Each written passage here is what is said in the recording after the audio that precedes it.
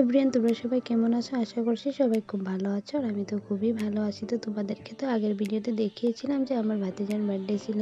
তো ছোটোখাটো করে বার্থডে সেলিব্রেট করা হচ্ছে। এদিকে দেখতে পাচ্ছ সবাই মিলে আশীর্বাদ করলো। প্রথমে আমার মা আশীর্বাদ দিল, তারপর মা ওর জন্য ছোট্ট মোটো একটা আংটি বানিয়ে নিয়েছিল, ওকে দিয়েছে। তারপর সবাই আশীর্বাদ করলো, গিফটও দিল। দেখতেই পারছো। আর জানো তো আমার ভাতিজার শরীরটা কিন্তু একদমই ভালো ছিল না, খুবই অসুস্থ ছিল, জ্বর ছিল।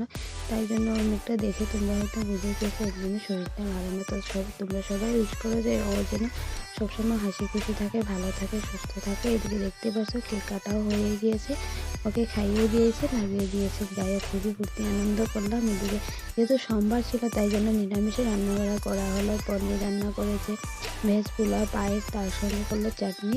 এদিকে রান্নাবাড়া তো আগে করে নিয়েছে, তারপর সবাইকে দিয়ে দিল খেতে। সবাই তো খেয়ে নিয়েছে, তারপর লাস্টে আমরা বসলাম খেতে। তো খাওয়া দাওয়া করে নিয়েছি। তো এইভাবে বার্থডে সেলিব্রেট করা।